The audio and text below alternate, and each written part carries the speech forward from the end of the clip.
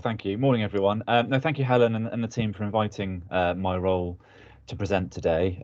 Really good opportunity, especially as Helen's mentioned, 258 attendees. So this is a really good opportunity just to sort of raise awareness of what Prevent is doing at the moment. We can talk a bit about sort of strategy and things like that. So good to be involved. So just quickly, in terms of expectations for the session, I think I'm on till about 10:15. I'll briefly sort of run through my role, what the sort of the role and the duties are really of the Prevent coordinator for Leicester and Leicestershire. I'll then go a bit into sort of national risk around sort of counter-terrorism and just sort of talk about some of the risks. We'll then go a bit local. We'll just sort of make that a bit Leicester specific. So I'll just talk very briefly about a couple of sort of recent cases and incidents within Leicester City. And then I'll talk about some sort of policy and procedures, and we'll go through some of those elements, and then sort of finishing up really with reporting and referral pathways, which I think again is really important just to re-emphasize. So they will be sort of the main sections of the sort of the presentation over the next sort of 35 minutes or so. Next slide, please.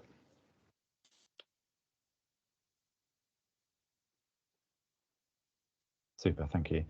So just quickly about my role, Leicester Prevent Coordinator, really interesting sort of setup that we have for Leicester and Leicestershire, in that my role is based within the St Philip's Centre, which is an interfaith charity based in Evington in Leicester City.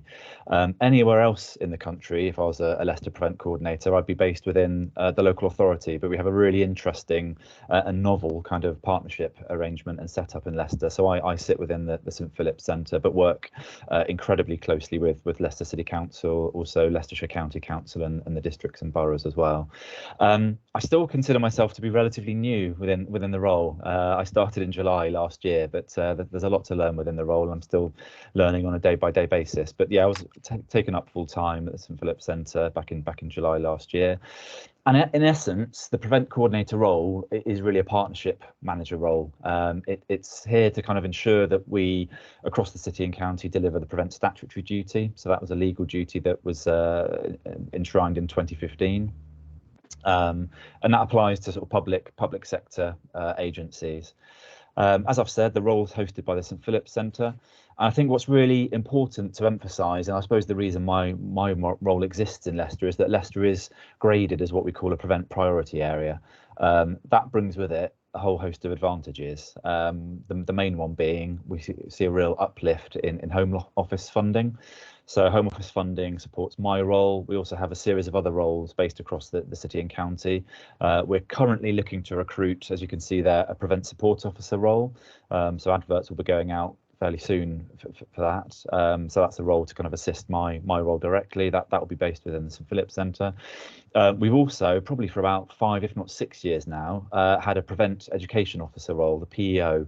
That's a role I work really closely with. The officer for Leicester City and the county is Elsa Cool, who some of you may know, may have worked with previously, but she's based within Leicester City Council's community safety team, and her primary function is to deliver the Prevent statutory duty across kind of the primary school and the secondary school sectors, so completely sort of within the education sector.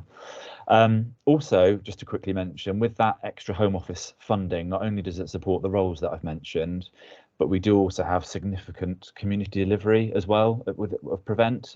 So within the 2022-23 financial year, we had 12 community projects that were funded to deliver Prevent activities across Leicester and Leicestershire communities, across kind of a range of neighbourhoods, range of communities, a real range of sort of community sector organisations. And again, I'm sure many will be familiar with some of those organisations. So, for example, Somali Development Service delivered a project, Sharma Women's Centre, Young Leicestershire, Leicester City in the Community down with the football club. They also had one of our projects. So as you can see, we have a range of sort of community partners, which I think, again, in terms of increasing confidence and community kind of involvement with Prevent is really crucial. I could probably do a whole presentation just about our community delivery, but I won't. So we can talk about that if anyone needs to on a later date. But next slide, please.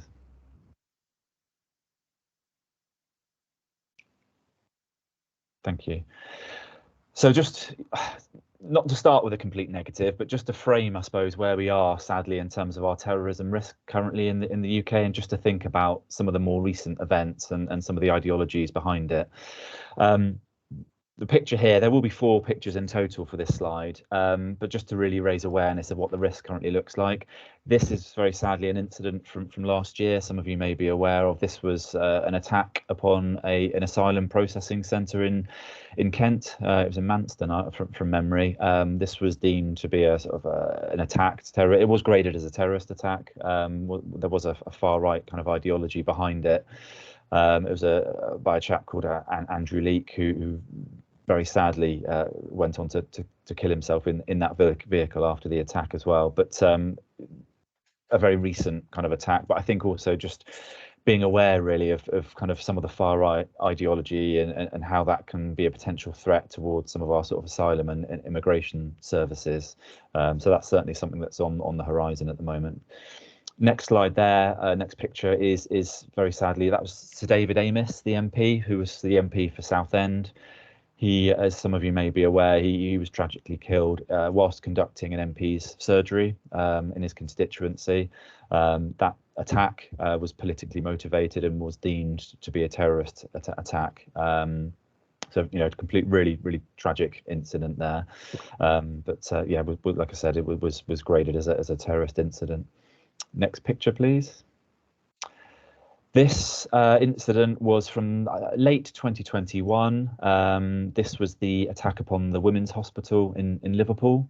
Again, some of you will be very familiar with this scene in the picture. It was obviously widespread on the news at the time. There was initial kind of uncertainty about that incident, but upon kind of investigation, that was also deemed to be a terrorist incident. I think a really interesting kind of case study in itself. It seemed like the attacker was very motivated by kind of attacks within Afghanistan, for example, against sort of women's universities and also schools. There have been similar attacks undertaken in Afghanistan. So I think there is a potential link there in terms of how the ideology was influenced. So again, an incident where the full force of the planned attack thankfully didn't actually happen. The bomb itself didn't go off, but the actual there was a detonation of the trigger device, and that caused the fire in the taxi, which you can see there. Next slide, please. Thank you. This is just really just a stat. This is from actually sort of late 2021, but just to mention really that again, this from the security services point of view, which sits outside of Prevent, ongoing kind of investigations, kind of operations that are looking at sort of foiling terror plots. And at that point in time, in terms of a snapshot, September 2021, MI5 at that point had foiled 31, very late stage terror plots. So again, sadly shows that the risk and the potential harm that the UK continues to face from terrorism. Next slide, please. Thank you. So moving from the national and just bringing it to the Leicester context, this is a slide just taken really from the Leicester Mercury. This is sort of public information, but again, I think shows sadly how certain ideologies have involved people from Leicester. So this is in relation to a prescribed extreme far right organisation called National Action, who are a neo-Nazi group, and we had a Leicester resident called Daniel Bogunovic, who was sentenced and charged with being a member of National Action. Really an interesting kind of case study to understand how Daniel became radicalized and became involved with such a hateful organisation as National Action, as well as kind of the national network of National Action sort of activists as well. But I think we just need to be mindful. This sadly was someone from within a Leicester neighbourhood who became sort of self-radicalised, became involved with with a group like National Action, and currently is in prison for being part of a group that is now deemed.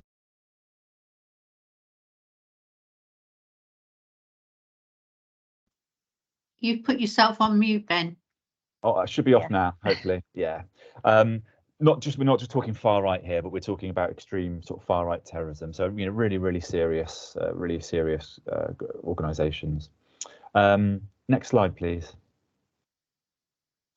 And just so you're aware, just that was just, yeah, the logo for National Action that just popped up. So thank you. Yeah, next slide. Also then, just to maybe from the other side of the spectrum, so moving from the extreme right wing to maybe more of your kind of your Islamic State or Al-Qaeda inspired extremism. This is just a case study. Again, this is open source material, so this was a slide I was able to put together based from information on the BBC. There was an arrest in 28th of March last year in Highfields. And this was for an 18-year-old man for terrorist offences. There was subsequently a trial at the end of last year, and he was found guilty of sort of sharing information and looking at potential kind of attack planning on the sort of the Al-Qaeda Islamic State sort of side of terrorism and extremism. And I think really what's troubling here, I suppose, is the young age of the offender. It's only an 18-year-old lad who was in local college, and it's really sad now that he will be spending time within prison for the terrorism offences. So sadly, someone that's been affected by this for life. Next slide. So, moving from the local and the national, what I would just want to briefly then talk about in terms of policy and strategy is very quickly talk about where we sit currently. So the word contest, you'll see hopefully at the top there, contest is the name of the UK government's current counter-terrorism strategy. So we as part of Prevent sort of feed into contest, and contest is broken down into 4 sort of core elements, which we call the 4 Ps. So what I'll do very quickly here is just sort of move through the 4 Ps just to really showcase what they do. So as we can see there, just the 4th P with Prevent. So we have protect, prepare, pursue and prevent. And I think the reason for showing this is just to show again and be clear about the different elements of the counter-terrorism strategy and where I sit, I suppose, as a Prevent coordinator. So if we start with protect, there'll be a number of clicks here. So next click, please. So protect is very much around sort of infrastructures. It's about protecting buildings. Many of you will have heard about the protect duty in the news recently. So ongoing now for a year or two has been the Manchester Arena inquiry, which obviously relates to the Manchester Arena bombing from 2017. And one of the main elements that the Manchester Arena inquiry is looking at is the potential for what we call the protect duty. But this is looking at really how buildings, how large scale public events can essentially safeguard themselves and think about how they can protect themselves from a potential terrorist attack. So that's very much about buildings. It's about sort of physical infrastructure. Next click, please.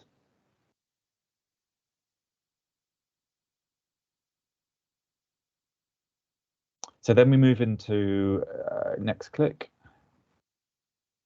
We'll move into prepare. Prepare is essentially your sort of emergency planning function of the counter-terrorism strategy. So that's sadly where, if an attack is imminent, it's about the emergency plan that will be enacted to mitigate the kind of impact of that particular terrorism incident. So that's very much about logistics. And again, like it says there, reducing any potential impact of an attack. Next click, please. Next click. Pursue, the 3rd P. As you can see there from the picture, pursue is around kind of disrupting and actually stopping terrorist attacks. I think what's really interesting to mention with pursue is often the conflation that people may have between pursue and prevent. Sometimes people might have a view that prevent is about surveillance and it's about spying. That's absolutely what I am not able to do as a prevent coordinator, and it's not what the prevent program does, but that is potentially what the pursue element of the contest strategy is doing. So that is around surveillance, and it is around kind of stopping and foiling potential plots. So a really important part of the counter-terrorism strategy, but that's very much led by sort of security services, MI5, etc. So very much in that realm. Next click, please. And as you can see there, the types of sort of operations that would be undertaken by Pursue would actually be raids and things like that, that again, Prevent and my role would not be getting involved with. Next click, please. And then finally, then we move into Prevent. And Prevent really is very much around, the key focus is about people. So we are looking at working with people who may be vulnerable to being drawn into terrorism, maybe drawn into extremism and potentially radicalized, but it's very much looking at people that may be vulnerable or susceptible to extremism and then potentially radicalization. Next clip, please. So like, yeah, very much about the individual. Now, where does that fit in, I suppose, with today's session? The core aim of PREVENT, and maybe again where it differs to the other sort of 3 Ps within the counter-terrorism strategy, PREVENT is absolutely about safeguarding. So it's a safeguarding process. Like I've said, it's around kind of safeguarding individuals who may be vulnerable or susceptible. And within PREVENT as a safeguarding measure, we have sort of 3 sort of broadly kind of core elements, which I'll just briefly go through here. So in terms of that triangle, we have, I suppose, the rehabilitation side. Just very quickly, if we're talking about the rehabilitation, that tends to be the space within, for example, the prisons and probation service. So that might be people that have been potentially connected to terrorism. They might have even gone through the pursue space. They might have served a sentence, but while they're in prison, they would then be looking to be sort of rehabilitated. And as part of that, they might be part of what's called the Desistance and Disengagement Programme, which is the national de-radicalisation programme in the prison space. So I, within my PREVENT role, have some kind of some links with the rehabilitation side, but predominantly that element of PREVENT is being led by prisons and probation. The middle section there around early intervention is there where my role as a PREVENT coordinator gets more involved, and this is where again I will keep re-emphasising kind of the safeguarding element of PREVENT as a strategy. So we absolutely kind of abide and deliver PREVENT within kind of core safeguarding principles. We have, as part of that, something called the Channel Panel, which I'll go into a bit more detail in a moment. And as part of our safeguarding offer, we have sort of tailored multi-agency support available to people that are referred into PREVENT. Also then, as part of our sort of PREVENT offer and as part of the PREVENT strategy, we look to tackle causes of radicalisation. And essentially, this is where some of our community delivery comes in. So where I mentioned our funded community projects, they have a really important role here to play, looking at empowering communities, sort of raising awareness of what PREVENT is, equally kind of raising awareness of what PREVENT isn't and being clear about that. We look at sort of online as well as offline risks of extremism within Leicestershire, but also kind of more widely, I suppose, the international online space and how that might potentially radicalise local people. We obviously clearly look to tackle causes or potential risks of radicalisation within education. So like I mentioned earlier on, we have Elsa, who's our PREVENT Education Officer, our PEO, and she'll be delivering within the education sector. I should also mention that we also have covering Leicester, but as well as the East Midlands, we have a Department for Education regional PREVENT coordinator as well. That's a chap called Sam Slack, who's been in the role for many years now, covering Leicester and Leicestershire within his role. But he works within kind of higher education and also sort of further education, so predominantly sort of the college and the university sector. And then we also look at sort of civic engagement, we look at citizenship. So again, it's about involving local people as much as possible within PREVENT, and wherever possible, I suppose, emphasising what the referral pathways are for PREVENT, and also, I suppose, looking at providing people with opportunities to work through sort of case studies, for example, and understand how the PREVENT process works. Next slide, please. So I mentioned in the previous slide Channel and the Channel Panel. So I just want to delve into that in a little bit more detail. And again, we could actually run probably a whole day session, if I'm honest, on the work of Channel. But as it says there, Channel is a key part of the National PREVENT statutory duty. And I think for us within PREVENT, it really is, it forms the absolute sort of nuts and bolts of PREVENT. It really is, it's this kind of the core, the solid rock really within the PREVENT programme.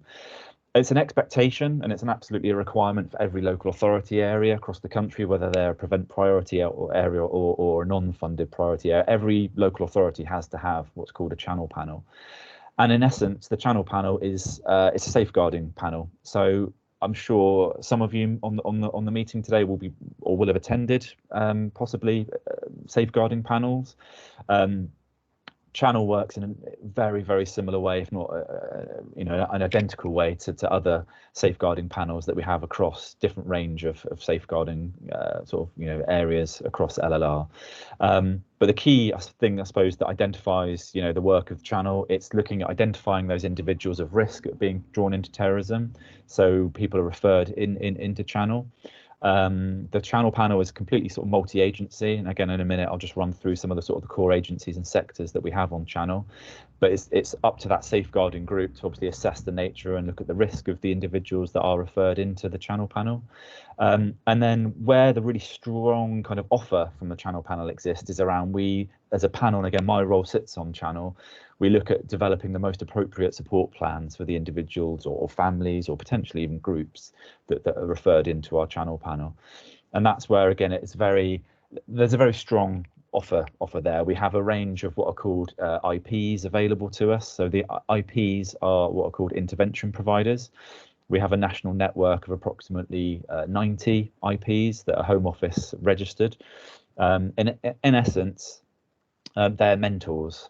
So they cover a range of different sort of ideologies, and where we have Channel casework, what we try to do with it as a panel is align that vulnerable person with one of our IPs, and then over a period, potentially months, sometimes even longer than months, I mean cases can go on for over a year, we will use that IP as a mentor for that individual, and we will look at kind of de-radicalization and hopefully moving that person towards a more positive space, and hopefully where they can move away from potentially the damaging sort of ideology that they previously held.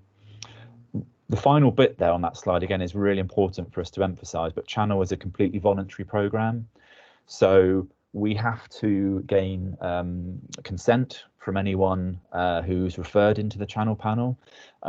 If it's an adult, then obviously we will go directly to that person and require the signed consent. If someone is under 18, if it's a child, for example, then obviously we would go through the parent or guardian to gain that consent.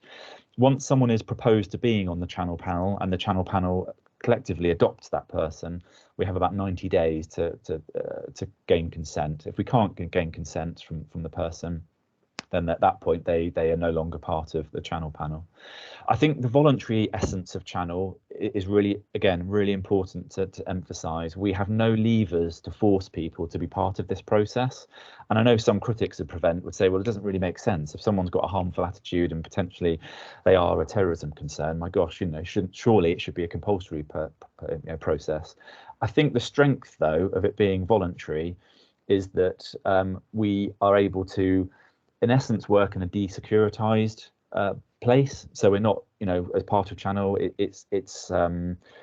we have no sort of powers of arrest or anything like that. Channel doesn't criminalize people, which I think, again, is really important. And again, I think some of the pushback that we often have to provide with Prevent is that it's not, it's not a criminal space.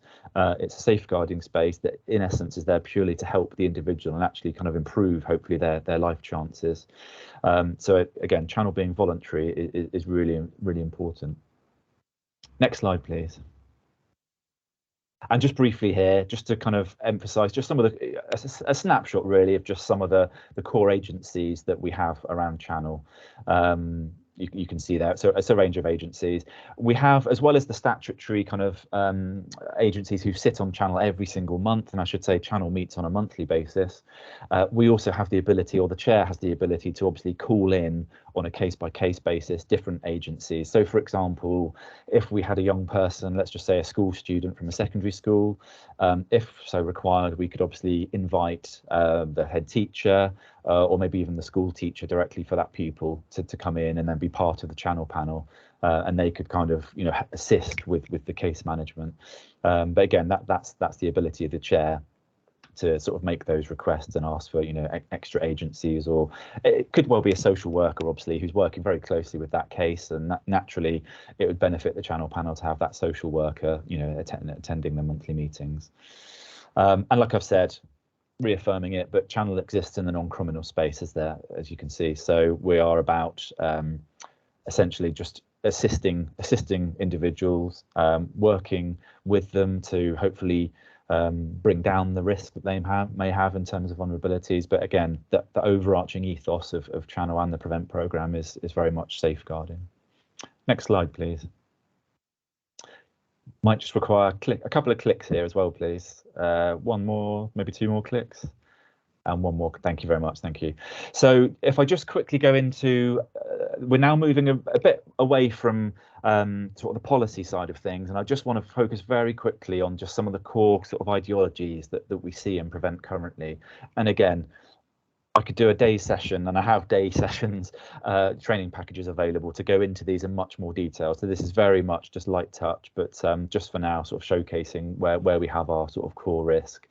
So the first, and this is no particular order by any means, but the first kind of risk area I just want to touch on here is the extreme right-wing terrorism.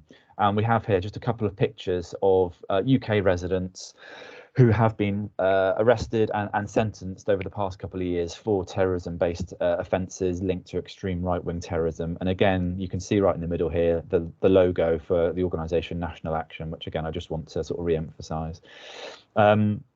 So the top left is a chap called Darren Osborne. There's actually the anniversary of his terrorist attack, but he attacked the Finsbury Park Mosque a number of years ago.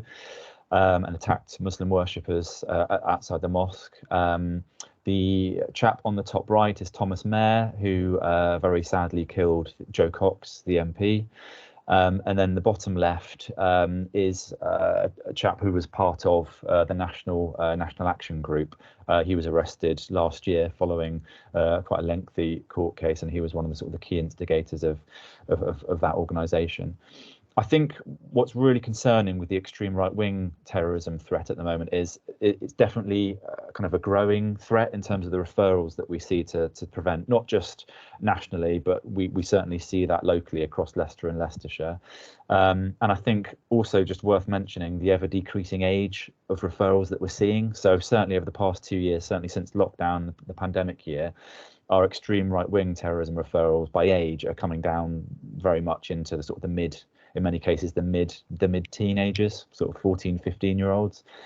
That's quite a change really over the past couple of years, and it definitely seems to be involving younger people, and again predominantly in the online space as well. Next slide, please. And just one more click, please. Our next category is a bit of a curious one, but I do want to mention it. It's called MOU, M-U-U, and that stands for Mixed, Unclear and Unstable Ideologies. So MOU was a category that was created probably about 3 years ago, and over the past 3 years it's grown in size. So there's a bit of work at the moment where nationally we're going to break it down so we actually don't have such a large kind of catch-all category. But very briefly, MOU covers things like school shooting obsessions. It also covers things like the incel movement. So incel stands for involuntary celibate, and we've seen violent incidents such as here include the example from Plymouth down in Devon from the end of, or I think it was summer 2021, where sadly 5 people were shot and killed in Plymouth, and that was linked partly due to the incel movement. So MOU is really interesting, but like I said, it encompasses quite a range of different ideologies and sometimes cross-cutting ideologies. So hence we have the word unstable in there as well. But there is some work going on at the moment just to kind of break the MOU category down a little bit, so it's a bit more distinct, and we have more sort of distinct categories. Next slide, please. Thank you. Yeah, just two more clicks, and final click. Thank you. And then the final ideology that I just want to reference is the Al Qaeda or Daesh or ISIS inspired terrorism. And again, we've just included a couple of pictures there of some of the threats and risks. Sadly, incidents on London Bridge. This remains again a kind of a core kind of ideology of concern for Prevent. We continue to see kind of referrals and cases within Channel linked to Al Qaeda and Daesh. I think the threat picture has changed over the past couple of years. So whereas before, maybe going back to sort of 2014, 2015, when the threat was more around, for example, people leaving the UK to go and fight with Daesh in Syria, that threat doesn't exist in the same way now. We're in a different time period, but there remains kind of just an ongoing, sort of threat and risk there as well. So we probably have around sort of 20% of our referrals in Leicester and Leicestershire linked to Al Qaeda and ISIS inspired terrorism. Next slide, please. And just to mention this was another case study. So again, this is open source material, as well as the previous 3 ideology categories that I've discussed. I just want to also reference kind of the concern that we've seen over the past 2 or 3 years, I suppose, since the pandemic, around kind of conspiracy theories. And this was a local case, some of you may be aware of, many may not, but this was a chap called Oliver Lewin, who was actually based up in Coalville, up in northwest Leicestershire. He was a telecommunications engineer, but he, together with others, was actually planning a whole series of terrorist attacks across kind of UK communications infrastructure. And he was, at the beginning of this year, actually back in January, was found guilty, and he's now serving quite a lengthy sentence for terrorism offences. But I think worth mentioning, just because it does show, unfortunately, the direct sort of terrorism linked to conspiracy theories. Again, many of you will be aware of things that emerged during the pandemic, such as the QAnon conspiracy. There's a whole range of other conspiracy theories, but this just provides one sort of case study, really, where very sadly for Oliver, he went down a complete sort of rabbit hole, became completely obsessed by that conspiracy, so much so that he was actually planning to undertake terrorist incidents across Leicestershire and potentially wider across the UK. So he was in a very very dark place. Next slide, please. And I'm just going to quickly, mindful of time, I've got I think a minute or 2 left. I just want to highlight really some of the vulnerabilities and potential warning signs and things you may want to consider working with clients and working with service users within your own agencies. So this just includes a list of potential vulnerabilities, but what I'm really keen to point out here, there's no single pathway to radicalization. This isn't like a tick list of things that absolutely means that if you tick 5 of these, for example, you will be a terrorist. That is absolutely what we're not saying. But what we are saying is just these are potential vulnerabilities to be mindful of. And again, if you have questions about individuals that might be displaying some of these vulnerabilities, that's again where we would encourage a potential call to myself or our Prevent Police colleagues as well, where we would welcome just a conversation about any concerns that you may have for individuals. But this just comes up with and highlights just some of the potential vulnerabilities that we see. And again, within our cases within the channel panel, often more often than not, we would see some of these vulnerabilities present as well within the cases. Next slide, please. And then also just to consider the potential warning signs. So if we're thinking about the vulnerabilities previously, it might exhibit itself in behaviour. And these are some of the warning signs that we might see. Again, being absolutely clear about this is not an absolute tick list. So if someone shows 7 or 8 of these, it doesn't absolutely mean they are going to be a terrorist. I need to be absolutely clear with that. Every case is absolutely unique, and again, that's one of the challenges we face with our work. And equally, this isn't the complete and exhaustive list of all the warning signs that we will see. This is just some. Clearly, though, with this list, as you move towards maybe the final sort of 3 or 4 bullet points there on the right-hand side, when we're talking about sympathy for extreme groups, joining extreme organisations, clearly that would be a really concerning, potentially very high risk kind of warning sign. But regardless, these are some of the warning signs that we just want people and sort of agencies and service providers to be mindful of. Next slide, please. And the final slide, this is the referral process. So if you take one thing away from my presentation today, it will be how to report. How do you report prevent concerns? So again, we are a form of safeguarding, being absolutely clear about that. And the key thing to think about, really, the 3 points process to think about is notice, check, share. So if you notice any kind of vulnerabilities or the warning signs that I've just talked about, pick up on that, be vigilant about it, think about it. If you feel really deeply uncomfortable about what you're hearing or what your mind's telling you about a particular individual, then check it and check that with maybe a manager or your designated safeguarding lead if you have one. If they have the same concerns with you, then it's the time at that point to then share the concern. And what we'd be asking for is you to make that prevent referral through to us. So I've just included there the police prevent email address. So that's for Leicestershire Police's prevent team. And equally, we have the direct link there through to the prevent referral form, which is hosted on the Leicestershire Police website. And again, I want to be absolutely clear, referring to someone to prevent, we are a safeguarding process. So you're not criminalising anyone by doing this. by again, we in Prevent very much want to work with individuals within that non-criminal space. We want to prevent them from going into the criminal space. So just by having those kind of conversations with the police Prevent team, or even making the referral, we're absolutely making sure we're not looking to criminalize people. So I think that's just really important to mention. Next click, please. I think I'm nearly there now. So again, if you have a concerned individual, escalate, another click.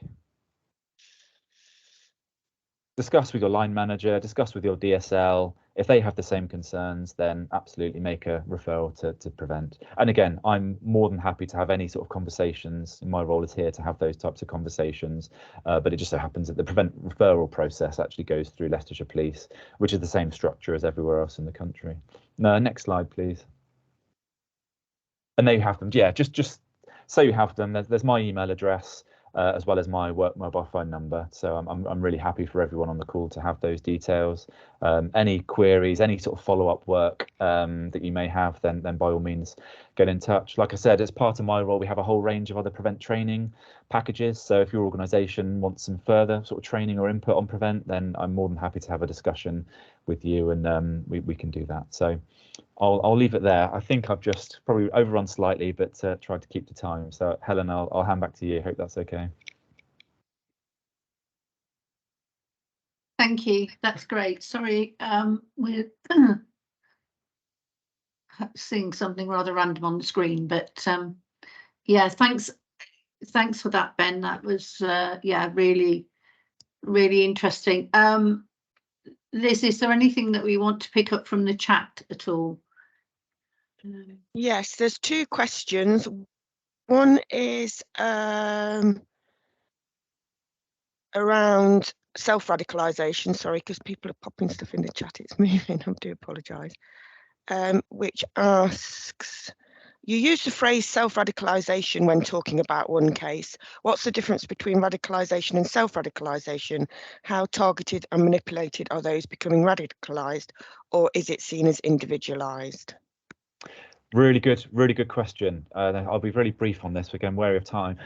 So self-radicalised is where someone may be consuming material and actually they just go further and further into more extreme content, so much so that they actually do then cross that threshold and they become radicalised. So if I just very quickly, we've had a case within the East Midlands within the past 6 months where a 19-year-old chap from Glossop up in Derbyshire was consuming more and more extreme materials, and in that sense there was no one actually directly contacting him looking to radicalize him. He was just consuming materials online and actually became self-radicalized, so much so that he then started creating extreme materials himself, and that very sadly actually influenced people in America to actually undertake a terrorist incident in the US. So they were very self-radicalized.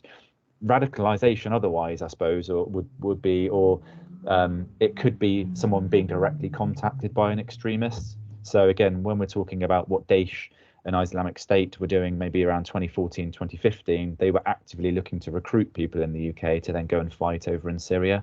So it wasn't the self-radicalization there, it was very much about an extremist group looking to recruit people. I hope that makes it a bit more clear.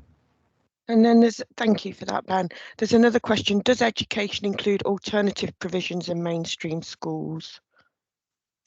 It does, yeah. So Ailsa's role as a PEO, Prevent Education Officer, absolutely works across kind of primary and secondary schools, but she does also have capacity and she does look to work across other sort of education sectors. So if requested, I mean, she will go and speak to youth groups and other sectors. So if there is anyone interested from the broad kind of education sector that would wish to be in contact with Ailsa, we can do that.